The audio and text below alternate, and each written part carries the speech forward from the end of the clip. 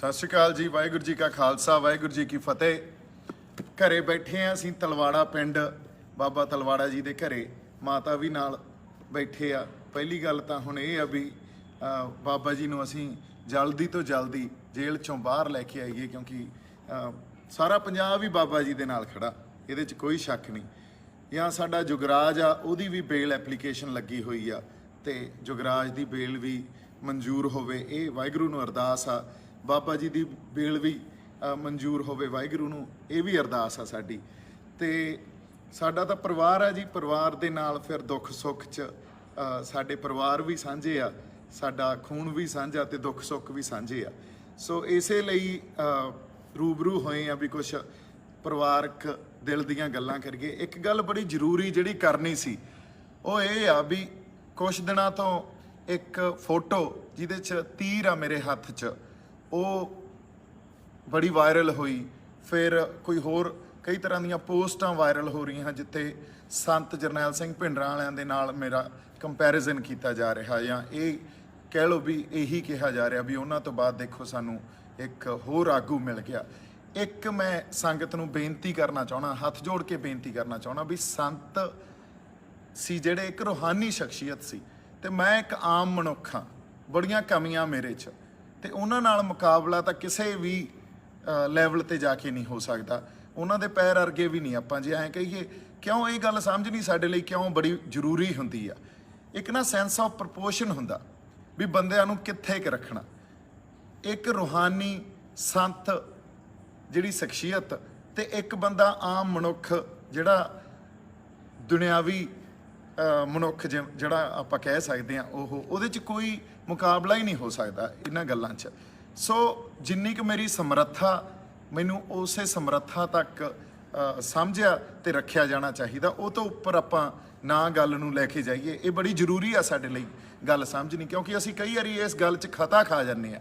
बंदियां तो असीं आसां बालियां वड्डियां लाई बैठे हुंदे आ, बंदे उड्डे जोगे हुंदे ही नहीं। बाकी जो वाहिगुरू ने सेवा लैनी है अपने तो वो तो उस परमात्मा अकाल पुरख वाहिगुरू ने आपे लै लैनी है। फिर उन्होंने की बख्श करनी आ, किस तरह की सारी खेड ही रचनी है, ये कह लो। सो वो तो फिर उन्होंने ही पता, वो तो गल्लां ही डिवाइन आ, रूहानी आ। पर एटलीस्ट मेरी समझ च जिन्नी गल आउंदी आ भी संत एक रूहानी शख्सियत सी, एक मनुख जिहड़े आपां उहो जिहियां शख्सियतां जदों या उहो जे लीडर सानू मिलते हैं ना, वो लीडर संगत दियां लंबियां अरदासां, लंबे समय दियां अरदासां तो बाद किते जाके कौमां नूं उहो जे जुझारू लीडर जिहड़े जरनैल मिलते आ। सो वो तो एक गल ही रूहानी सी। सो इस करके ये कंपैरिजन ना किया जाए। बंदिआं नूं सेंस ऑफ प्रपोर्शन नूं समझदे होए, उस सेंस ऑफ प्रपोर्शन नूं जमा ही समझ के जिथे बंदिआं नूं रखना चाहिए सानूं रखिया जाना चाहिए। अगली गल आपां जिहड़ी होर एक करनी सी भी वो तीर वाली फोटो किवें, उहदा की उहदे पिछे की पूरा एक बिरतांत आ। एक मैं जदों पिंडों पिंड जाके साडे संघर्ष, किसानी संघर्ष प्रति लोकां नूं ये कह रहा भी आपां इकट्ठे होके चलीए, एके च रहीए, तो एक पिंड गया सी, पिंड का नाम भगौरा नवें शहर जिले च आउंदा। उत्थे गुरुद्वारा साहब च जद जाके मत्था टेकिया तो जिहड़े बाबा जी सी उन्होंने तीर मैनू फड़ाया। मैं उन्होंने कहा बाबा जी ये जिहड़ा तीर सी ये संतां दे हत्थ च हुंदा सी, इहदी अहमियत कुछ होर आ, सो ये मेरे हत्थ च नहीं सुहाउंदा। तो वो कहंदे नहीं, मैं तो प्यार नाल दे रहा, क्योंकि संत महापुरुष संत जरनैल सिंह भिंडरां वाले उन्हां दे फादर साहब भी साडे कोले आके रहिंदे हुंदे सी, तो ये तो एक प्यार आ। सो कई मौके इहो जिहे हुंदे आ जदों तुसीं उत्थे जिहड़े मोहरी बंदे आ गुरुद्वारा साहब च, मोढी बंदे आ, उन्हां दा दिल नहीं तोड़ सकते, क्योंकि संगत बैठी आ सारी। तो उत्थे एक मौका इहो जिहा सी भी मैं वो तीर उन्हां तो फड़िया ते गां फड़ाता किसी साडे साथी दे हत्थ च भी बाई जी ये साਂਭ के रखियो, किसी गुरुद्वारा साहब आपां जाके ये बिल्कुल उत्थे दे दांगे। उन्ने च फोटो खिंची गई। सो उस फोटो नूं जे तुसीं आपां इस गल च ला के कल्ला देख लीए भी मैं किते संतां दी बराबरी करन नूं चलिया या मैं भिंडरां वाला बनिया फिरदा, देखो इहो जिहियां गल्लां साडे आम तौर ते तुर पैंदियां। इस तरह नहीं देखिया जाना चाहिए।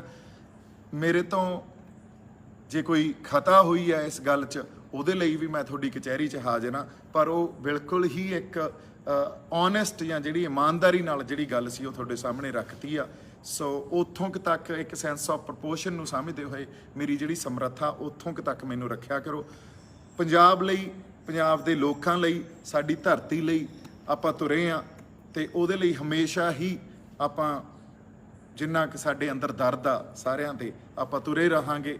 ਆਪਦੇ ਲੋਕਾਂ ਲਈ, ਆਪਦੀ ਧਰਤੀ ਲਈ ਉਹ ਹਰ ਯਤਨ, ਉਹ ਹਰ ਹੀਲਾ ਕਰਾਂਗੇ ਜਿੰਨਾ ਆਪਾਂ ਨੂੰ ਵਾਹਿਗੁਰੂ ਉਨੀ ਸਮਰੱਥਾ ਬਖਸ਼ੂਗਾ ਤੇ ਆਪਾਂ ਕਰ ਸਕਦੇ ਹਾਂ। ਸੰਤਾਂ ਤੋਂ ਮੇਰੀ ਪ੍ਰੇਰਨਾ ਜ਼ਰੂਰ ਮੈਂ ਉਹਨਾਂ ਤੋਂ ਲੈਣਾ, ਉਹਨਾਂ ਦੀ ਸ਼ਹਾਦਤ ਤੋਂ ਪ੍ਰੇਰਨਾ ਜ਼ਰੂਰ ਲੈਣਾ। ਜੇ ਕਿਤੇ ਉਹ ਸ਼ਹਾਦਤ ਨਹੀਂ ਹੁੰਦੀ, ਹੋ ਸਕਦਾ ਅੱਜ ਮੈਂ ਵੀ ਇੱਥੇ ਨਾ ਹੁੰਦਾ, ਹੋ ਸਕਦਾ ਬਹੁਤ ਲੋਕ ਜਿਹੜੇ ਸੁੱਤੇ ਪਏ ਸੀ ਉਹ ਜਾਗਦੇ ਹੀ ਨਾ, ਜੇ ਕਿਤੇ ਉਹ ਸ਼ਹਾਦਤ ਨਾ ਹੋਈ ਹੁੰਦੀ, ਉਹ ਵਰਤਾਰਾ ਨਾ ਵਾਪਰਿਆ ਹੁੰਦਾ। ਸੋ ਸਾਨੂੰ ਨੀਂਦ ਚੋਂ ਜਗਾਉਣ ਖਾਤਰ ਹੀ ਉਹ ਵਰਤਾਰਾ, ਮੈਨੂੰ ਲੱਗਦਾ ਉਹਨਾਂ ਨੇ ਇਹ ਗੱਲ ਸਮਝ ਲਈ ਸੀ ਵੀ ਅਸੀਂ ਜਿਹੜੀ ਗੁਲਾਮੀ ਸਾਡੇ ਗਲਾਂ 'ਚ ਪਈ ਆ ਨਾ, ਇਹਨੂੰ ਸਮਝ ਨਹੀਂ ਪਾ ਰਹੇ। ਅਸੀਂ ਲਗਾਤਾਰ ਉਹਨੂੰ ਆਪਦੇ ਅੰਦਰ ਸਦੀਵੀ ਕਰ ਰਹੇ ਹਾਂ ਇੱਕ ਸਿਸਟਮ ਨੂੰ, ਤੇ ਇਹ ਸਮਝ ਰਹੇ ਹਾਂ ਵੀ ਕੁਝ ਵੀ ਤਾਂ ਗਲਤ ਨਹੀਂ ਹੋ ਰਿਹਾ, ਸਭ ਕੁਝ ਤਾਂ ਠੀਕ ਆ। ਪਰ ਉਸ ਵਰਤਾਰੇ ਨੇ ਸਾਨੂੰ ਇਹ ਜ਼ਰੂਰ ਸਿਖਾਤਾ ਜਾਂ ਇਹ ਪ੍ਰਤੱਖ ਕਰਤੀ ਗੱਲ ਵੀ ਅਸੀਂ ਜਿਸ ਹਾਲਾਤ 'ਚ ਇੱਥੇ ਰਹਿ ਰਹੇ ਹਾਂ ਉਹ ਬਾਲੇ ਸਿਖਾਵੇਂ ਨਹੀਂ ਆ। ਸੋ ਉਹਨਾਂ ਹਾਲਾਤਾਂ 'ਚ ਆਪਦੇ ਹੱਕ ਤੇ ਆਪਦੇ ਹਕੂਕ ਦੀ ਲੜਾਈ ਲਈ ਸਾਨੂੰ ਆਪਦੀ ਆਵਾਜ਼ ਬੁਲੰਦ ਕਰਨੀ ਪਊ। ਸੋ ਇਹ ਪ੍ਰੇਰਨਾ ਮੇਰੀ ਜ਼ਰੂਰ ਆ ਸੰਤਾਂ ਤੋਂ। ਬਾਕੀ ਮਾਤਾ ਬੈਠੇ ਆ ਨਾਲ, ਮਾਤਾ ਤੋਂ ਆਸ਼ੀਰਵਾਦ ਲੈ ਕੇ ਮਾੜਾ ਜਿਹਾ ਇੱਧਰ ਨੂੰ ਫੇਰ ਦਿਓ ਤੇ ਆਸ਼ੀਰਵਾਦ ਲੈ ਕੇ ਤੇ ਬਾਬਾ ਜੀ ਦੀ ਜਲਦੀ ਆਪਣੇ ਪਲਵਿੰਦਰ ਸਿੰਘ ਤਲਵਾਲਾ ਜੀ ਬਾਬਾ ਜੀ ਦੀ ਜਲਦੀ ਆਪਾਂ ਬੇਲ ਕਰਾਈਏ। ਤੁਸੀਂ ਸਾਰੇ ਅਰਦਾਸ ਕਰਿਓ ਤੇ ਸਾਰੇ ਜੁੜੇ ਰਹੋ, ਸਾਰੇ ਪੰਜਾਬ। ਉਹ ਕਿਉਂਕਿ ਉਹ ਆਪ ਘਰ ਦੇਖੋ, ਤੁਸੀਂ ਇੱਥੇ ਆ ਕੇ ਐਂ ਲੱਗਦਾ ਜਿਵੇਂ ਆਪਦੇ ਘਰੇ ਬੈਠੇ ਆ, ਕਿਉਂਕਿ ਮੈਂ ਲੰਘਦਾ ਟੱਪਦਾ ਫੇਰ ਘਰੇ ਆ ਜਾਣਾ ਹੁੰਦਾ। ਸੋ ਇੱਧਰ ਮਾਤਾ ਸਾਡੀ ਬੈਠੀ ਆ ਤੇ ਇਹ ਸਾਡਾ ਘਰ ਆ, ਇਹ ਪੰਜਾਬ ਦੇ ਹਰ ਉਸ ਨੌਜਵਾਨ ਦਾ, ਹਰ ਉਸ ਬੰਦੇ ਦਾ ਘਰ ਆ ਜਿਹੜਾ ਪੰਜਾਬ ਦੇ ਨਾਲ ਦਰਦ ਰੱਖਦਾ ਇੱਥੋਂ ਦੀ ਮਿੱਟੀ ਲਈ, ਇੱਥੋਂ ਦੇ ਲੋਕਾਂ ਲਈ। ਕਿਉਂਕਿ ਬਾਬਾ ਜੀ ਦੀ ਆਪਦੀ ਬੜੀ ਵੱਡੀ ਕੁਰਬਾਨੀ ਆ ਤੇ ਸੰਘਰਸ਼ੀ ਯੋਧੇ ਆ ਉਹ। ਇਸ ਲਈ ਆਪਾਂ ਰਲ ਮਿਲ ਕੇ ਪਰਿਵਾਰਕ ਤੌਰ ਤੇ ਇਹ ਸੰਘਰਸ਼ ਕਰਨੇ ਆ। ਸਾਡੇ ਸਾਰੇ ਅੱਜ ਨਵਰੀਤ ਦੇ ਦਾਦਾ ਜੀ ਨੂੰ ਵੀ ਮਿਲ ਕੇ ਆਏ, ਉਹਨਾਂ ਨਾਲ ਵੀ ਬੜੀਆਂ ਚੰਗੀਆਂ ਗੱਲਾਂ ਹੋਈਆਂ, ਬੜੀ ਚੰਗੀ ਸ਼ਖਸੀਅਤ ਆ ਉਹਨਾਂ ਦੀ, ਬੜਾ ਕੁਝ ਸਿੱਖਣ ਨੂੰ ਮਿਲਿਆ। ਇਸੇ ਤਰ੍ਹਾਂ ਜੁਗਰਾਜ ਦੇ ਦਾਦਾ ਜੀ, ਉਹਨਾਂ ਦੇ ਪਰਿਵਾਰ ਨੂੰ ਵੀ ਮਿਲੇ। ਸੋ ਉਹ ਵੀ ਬੇਲ ਐਪਲੀਕੇਸ਼ਨ ਜਿਵੇਂ ਮੈਂ ਕਿਹਾ ਲੱਗੀ ਆ ਤੇ ਜਲਦੀ ਪ੍ਰਮਾਤਮਾ ਇਹ ਵਾਹਿਗੁਰੂ ਮਿਹਰ ਕਰੇ ਵੀ ਉਹਦੀ ਬੇਲ ਬਾਹਰੋਂ ਬਾਹਰ ਹੀ ਨਿਬੜ ਜੇ। ਹਜੇ ਉਹ ਅੰਦਰ ਨਹੀਂ ਆ, ਸੋ ਬਾਹਰੋਂ ਬਾਹਰ ਹੀ ਨਿਬੜ ਜੇ।